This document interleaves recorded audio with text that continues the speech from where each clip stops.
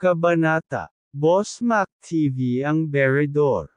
Tayo po ay binigyan ng Diyos Ama ng sariling pag-iisip, kaya kung ano man po ang inyong paniniwala o relihiyon ay aking iginagalang at hindi ko hinihikayat ang sinuman na maniwala at sumunod sa aking kinagisnang paniniwala. Bago ako magsimula sa aking blog na Agimat at BERTUD, nais ko munang ihayag sa mga babasa nito ang aking paniniwala tungkol sa Diyos na makapangyarihan sa lahat.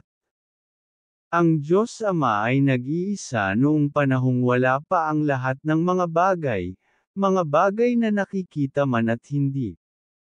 Awit Kapitulo 93 versikulo 2, Genesis Kapitulo 21 versikulo 13, Isaias Kapitulo 57 versikulo 15, siya ang Ama ay isang Espiritu, Juan Kapitulo 4 versikulo 24.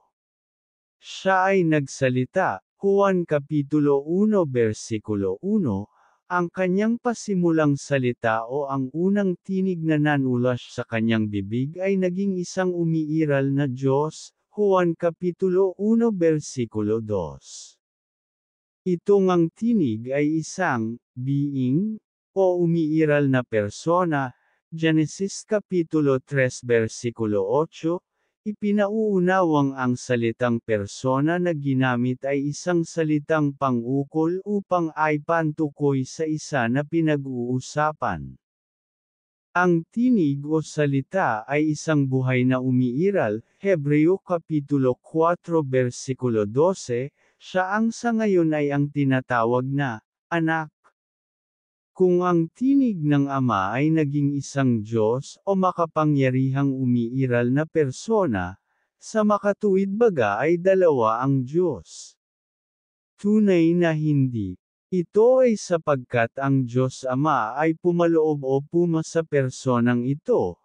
Alalaon bagay sa anak, Juan Kapitulo 14 versikulo 10.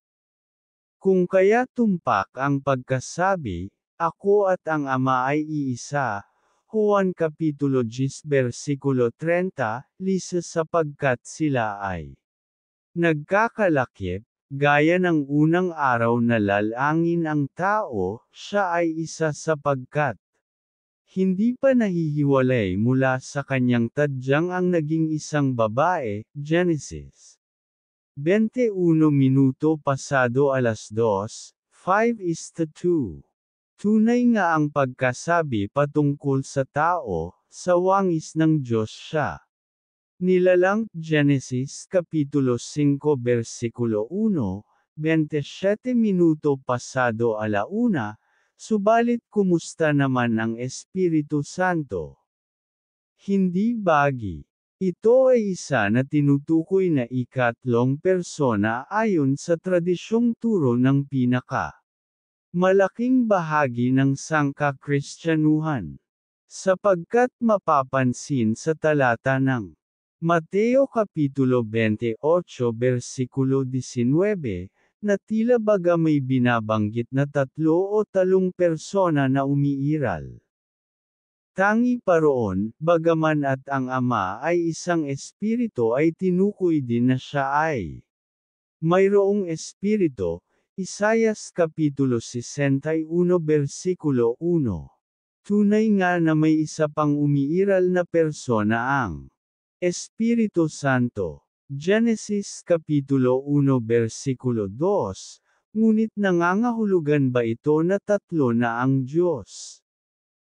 Tunay na hindi, sapagkat kung mapapangsin ang sanaysay sa itaas ay pinatunayan ng kasulatan na iisa ang Diyos bagaman at tila baga dalawa, ang Ama at ang Anak, ang nabanggit.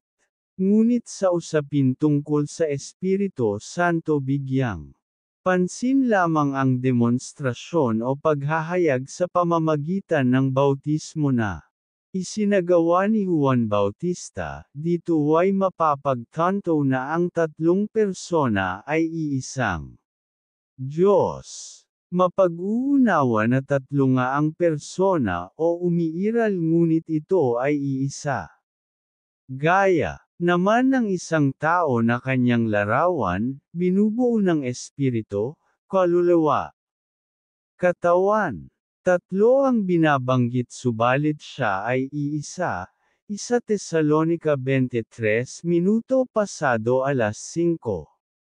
Agimat, anteng-anteng, at iba pang kababalaghan, the definitive Revilla looks into the films of the former Senator Ramon Revilla, Sr. The films will be viewed for their iconic as well as contextual representations of the man as action hero, Mythica.